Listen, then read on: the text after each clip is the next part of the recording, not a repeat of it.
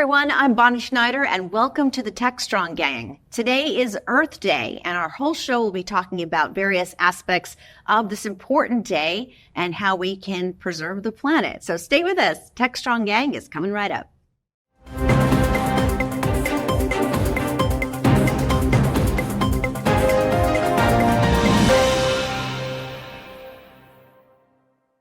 Hi, welcome to the Techstrong Gang. I'm Bonnie Schneider, and today, of course, is Earth Day. So we are going to be talking about a lot of important topics related to Earth Day.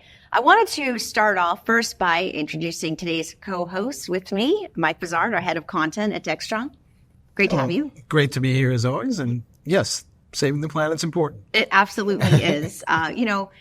Earth Day is something I always remember as a child, and I was curious looking up, well, how long has Earth Day been around? And it actually started in 1970. So do you remember doing those like experiments with school, like on Earth Day and everything?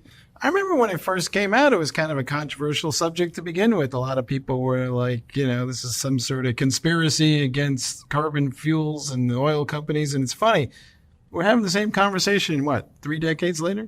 Maybe 4? I can't count that high. You're right. It's true. It was considered, I guess, controversial, but it's grown so much. Earth Day isn't just obviously in the U.S. It's all over the world. Hundreds of countries, millions of people celebrating it, and they're honoring it in different ways, from planting trees to doing educational programs. This year, 2024, there's a special theme. It's the planet versus plastics. And an interesting theme because I think a lot of us think the first thing about how can we do better with the earth is to recycle. And plastic bottles, don't use them, or make sure when you're throwing out your garbage, you're dividing it up. Have a water bottle that's, metal, that's not plastic. Simple things like that because of plastic and health, that comes to play. But on a greater scale with Earth Day, plastics are also in other aspects of, I'd say, particulars that we don't necessarily think about. I wrote a book on sustainability and climate change. One of the things I found was interesting is, this is kind of surprising, but when you're recycling, let's say your clothes, that's something that produces a lot of carbon. Can you guess, Mike? And it's something, I'm going to give you a clue, but it's something I think you wear a lot of. But what is one of the least degradable, or it takes the longest to biodegrade items of clothing? Can you just take a guess? I'm going to guess golf shirts. Close. And if you would look down, and the answer is sneakers. And that's so interesting because I think everybody at least has, most people have a pair or two. And that's what takes the longest in the landfill to degrade. So why is that? Plastic. There's plastic and little particles of your sneakers that maybe you don't even notice. So kind of interesting. Well, I can use that in my personal life because, my spouse is always after me to get better looking sneakers because I wear them till they basically fall off. So now I'm going to continue to wear them till they fall off.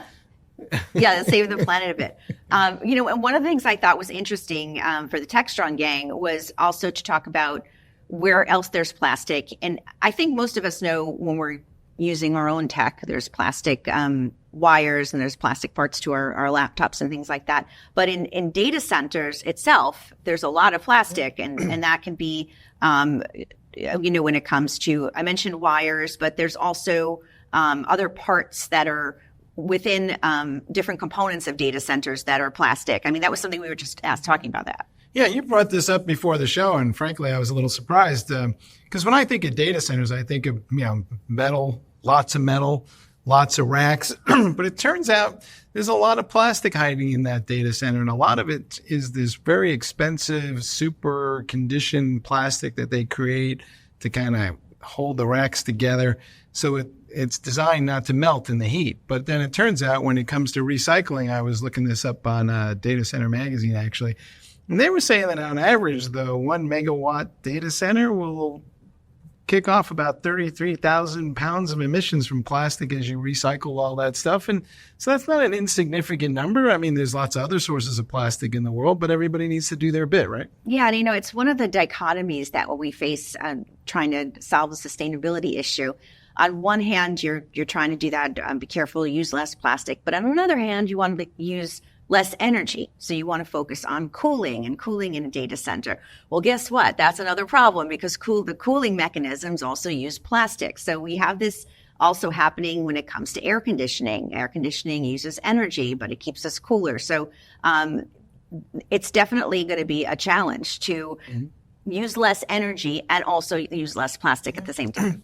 And this plastic issue is becoming a major problem. It's not only showing up in our water systems, but funny enough, I track a lot of archaeology stuff, and they're finding, microplastics in archaeology digs where they're digging, into the sediment for several 100 years, sometimes 1,000 years, because the plastic just keeps settling down into the dirt layers. And they're also finding it in odd places like, the permafrost up in the Arctic is coming up with all this plastic stuff. At the end of the day, that stuff can't be good for us as humans. So, I got a feeling it's probably linked to a lot more illnesses than we know. Probably, and that is one of the bigger issues about Earth Day when we talk about plastics is how does it affect our health and the risks that we have there. Thinking about plastic that maybe was from 20 or 30 years ago buried beneath the earth, that would really confuse an archaeologist, I think, if they were looking to date an artifact and there's something, from recent times that unfortunately settled in. So some of the solutions that we see to phase out plastic is something that's more biodegradable, new technology to create something that maybe would work in lieu of plastic. And we're also seeing in our daily lives changes that I know. I lived in New York recently, and I was there when plastic bags were banned from stores. Plastic straws are replaced with paper straws. So we're seeing it in real time, a lot of this attention to reducing plastic. Yeah, we're in my house. We use a lot of metal straws now, but I've noticed it's kind of a challenge to get that little brush in there to clean them out. So it takes you have to remember to do that. That's so true. And in fact, it seems odd. I was in, I don't know, maybe it was a gas station. I was buying something, and I saw they had plastic straws, and I was always surprised, like, oh, they still have those. And that was something that was so common as well. Well, one of the issues that Earth Day, and this is one of the reasons Earth Day exists, is to create awareness and to create more education around it. So, like younger people are well aware of all of this and very passionate about it, but not everybody is. And like you were saying, some people might be skeptical and think there's, messaging behind it. Mm-hmm. But the bottom line is Earth Day only grows year after year. And we talked about the data center, but see these things? Mm-hmm. There's tons of plastic in each one of these. And absolutely. There's billions of these now, including your keyboard. Yeah. And I think recycling all that's going to be a challenge, right? Taking this apart to get to the plastics and then the metals, that's a job for somebody or a robot. And that's a good point, because that was going to be, that's my next thing I wanted to mention is that this is a problem because not you mentioned laptops, we have the mouse, there's a million things that we need to recycle. And we've been talking a lot on this show on the Techstrong Gang about AI, and Alan was just saying how things are moving so rapidly. Okay, that's great. So once things move rapidly, guess what the first thing to say is, well, okay, get rid of this, get the newer one, get the more modern one. So that has become someone's job, but there's issues with having that done by a human.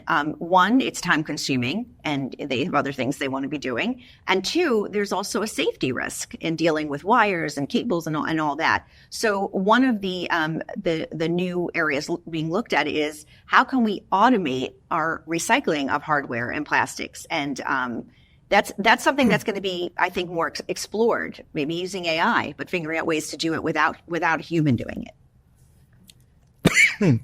Hold that thought. That thought. Yeah, no, I think it's interesting about that. To your point about the safety issue, a lot of this stuff also has, to your point, stuff that's lethal to humans in it.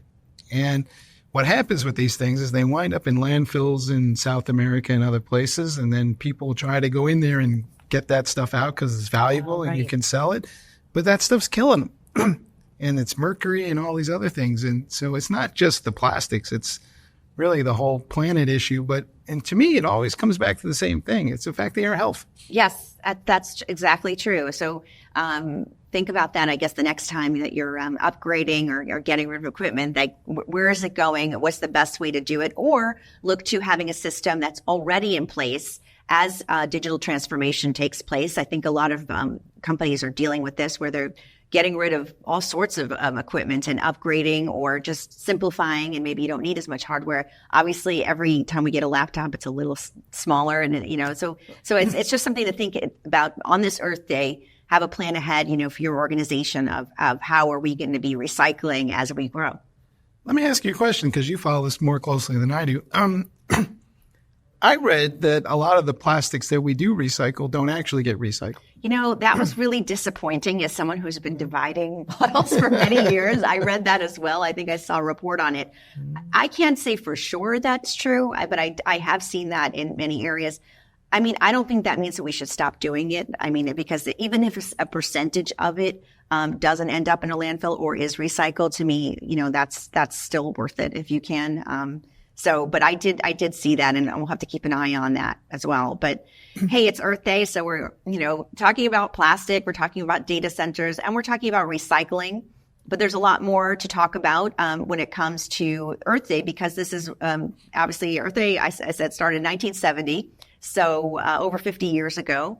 But we're going to have a lot more Earth Days, and we'll be talking more about sustainability goals when it comes to the cloud. That's going to be coming up next in our next segment of the Techstrong Gang. So stay with us.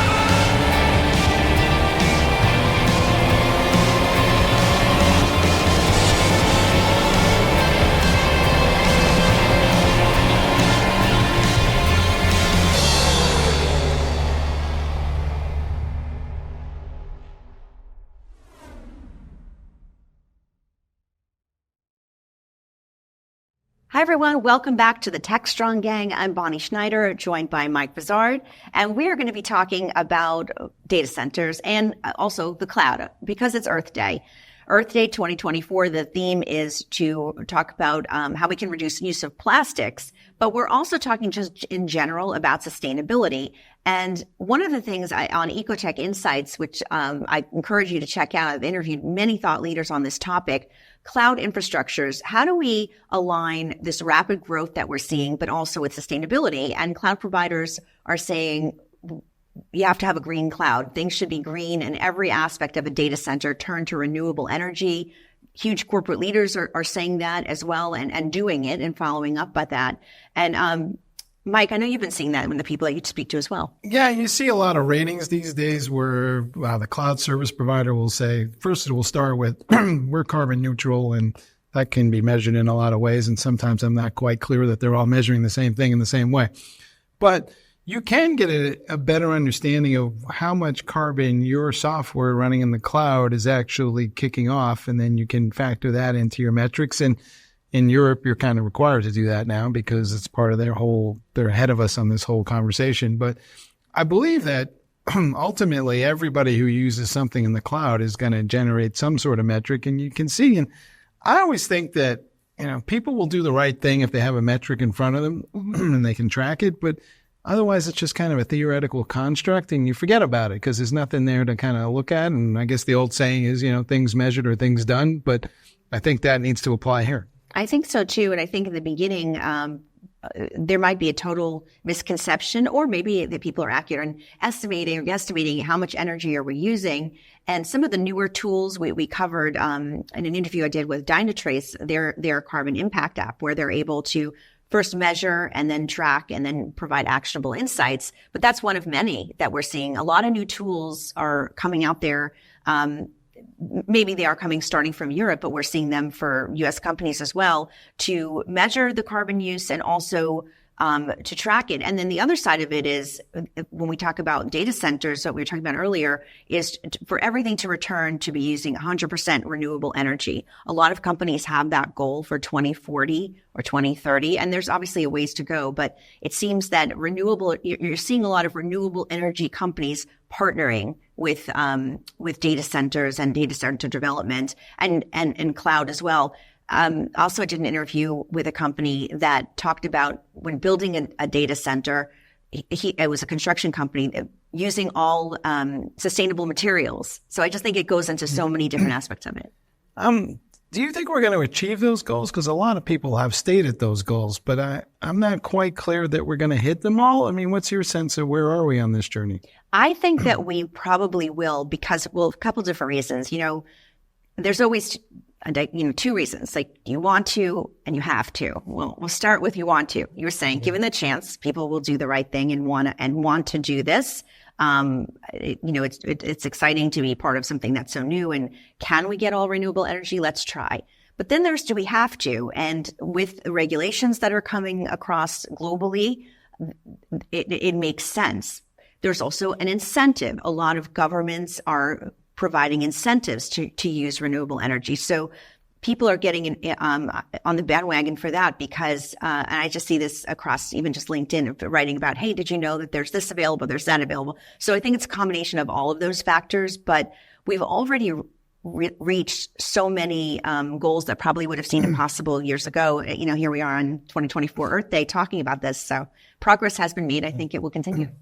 I think one of the things that people aren't really taking into account enough here is there's a whole movement called FinOps, and FinOps is about how do I optimize my cloud costs and track that.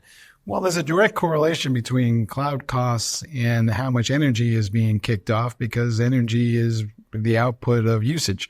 So I think there's a virtuous cycle of things that can be measured here in a way that will benefit organizations to their bottom line because ultimately everybody wants to save money on their cloud spending. And the back end of that might be the derivative is, oh, by the way, and we're kicking off less carbon. I agree. And there's also, when you look at the big picture of corporate objectives and when they're putting out to their shareholders, this is what we're doing, we're responsible.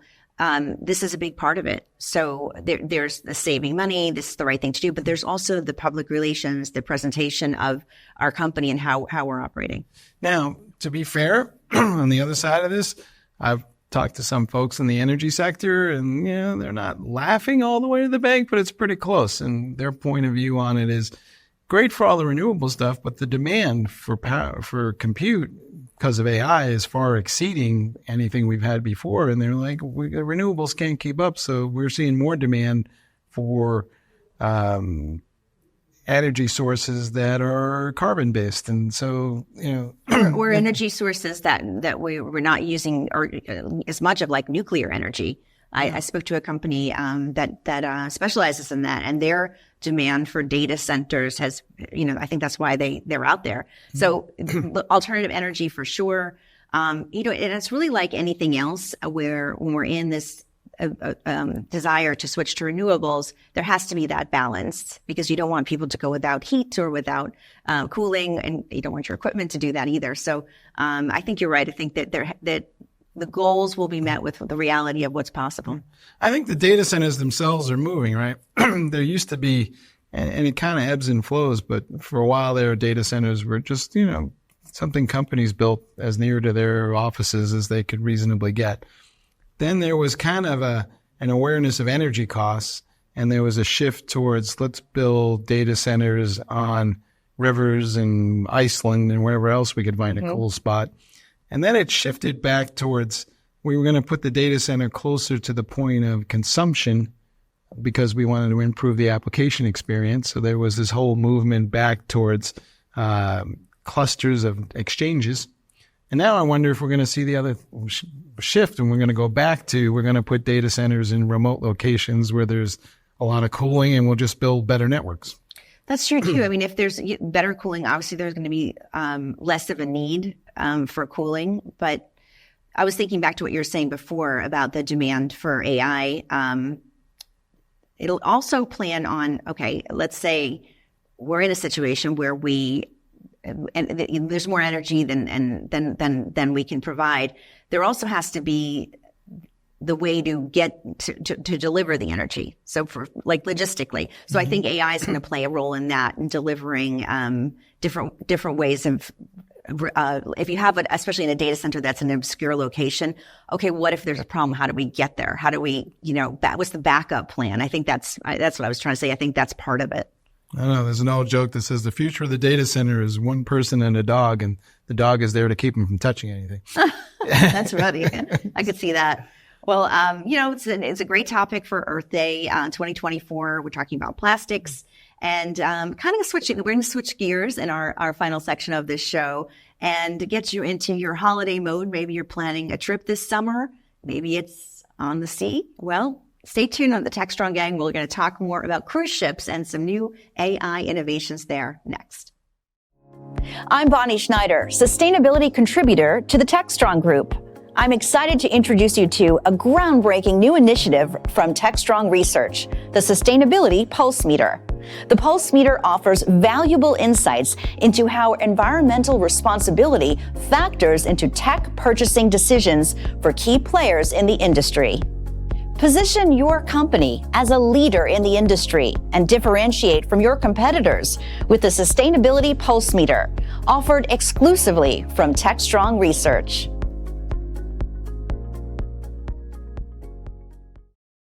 Welcome back to the Techstrong Gang on this Earth Day. Well, we are talking about ways to be more sustainable and reduce carbon emissions and, of course, use less energy. And it's not just on land, it's also at sea. So today we're talking also about cruise ships, and Mike Vizard joins me now. And Mike, I don't know if you've ever been on a cruise. There's a lot to think about. Typically, I think most people think about food because they're constantly providing food 24 hours a day. Mm-hmm. But the people that are running these ships and obviously navigating them, they're also thinking, gosh, we're using a lot of energy. How can we reduce energy use, or at least optimize it, maybe make decisions as the cruise takes its path to use less energy? Well, AI is stepping into the forum here, and it's optimizing fuel consumption for cruise ships. And one of the ways it's doing it, which is kind of takes me back to meteorology, which is my background, using the Internet of Things to have devices. Imagine all over the cruise ship, people don't see these devices, but they're measuring different things, like I imagine the wind that they're facing, the amount of energy that they're using in different areas of the ship. I'm sure it's very, very complex, but using the Internet of Things will actually give the captain of the ship a better insight on, well, if we go this way or we do this or we leave, I imagine the engine going for this time, there's a better way to do it. So the decisions will be AI automated and it'll really help to reduce energy. I think it's a good idea.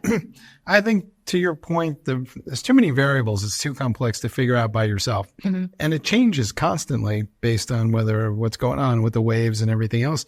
I think we've seen the same thing be applied in airplanes. They're kind of working through the same kind of logistical issues. And I know I just read a piece where somebody was pointing out the amount of energy and carbon that trains are kicking off is amazing.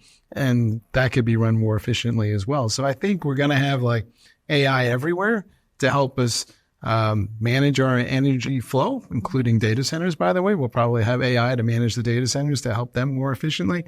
And I'm almost certain that data scientists are building this, and it's just a question of at what cost can we execute it and how do we get it down into an inference engine that can run on some little monitor on a cruise ship. I think so too, but it'd also be a lot of decisions are going to have to be made, because I think that sometimes they'll be looking at, well, this route or this way of doing things saves more energy, but we promised our passengers, this stop here. I'm just guessing on a cruise ship, so I think it's going to advance the use of optimizing energy, but it may bring up some new insights that people that are in charge that are running these are going to have to make decisions, maybe in ways that they didn't expect, especially for ships, that are maybe taking a day at sea or overnight. The efficiency will be important, reducing the environmental impact. And then, of course, and the bottom line, is this going to cost us more money or save us money? I personally am not a great cruiser. I've been on a few. Most recently, I was in France and went on a cruise around the rivers around Bordeaux.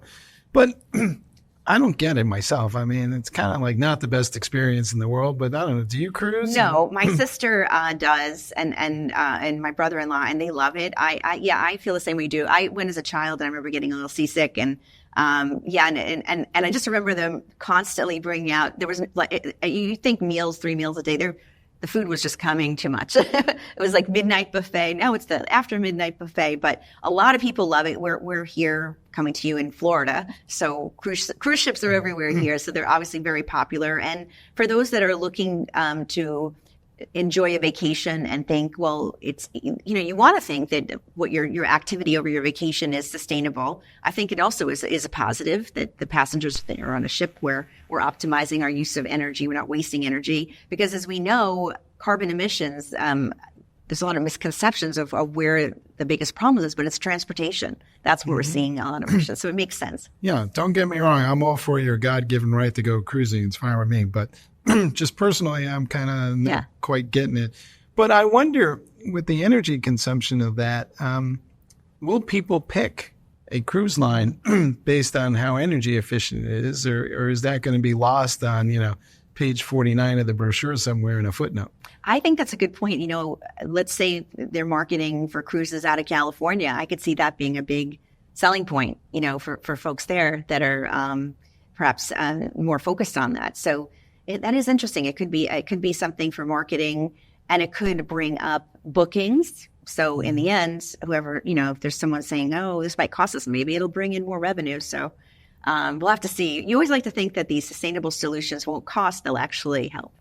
Well, maybe we'll see that marketing campaign from, I don't know, Carnival Cruise Lines or somebody touting the energy efficiency of what they're doing. Yeah. Of course, it might be more efficient if they never left port in the first place. Oh, yeah. What do I know? That's true. We'll have to have their vacations. Well, great topics today, Earth Day 2024. Appreciate you joining us here on the Techstrong Gang. And it's been a great show, and I hope everyone has a great Earth Day. But I want you to please stay with us on Techstrong TV. We have terrific interviews coming up, and we look forward to seeing you next time on the Techstrong Gang.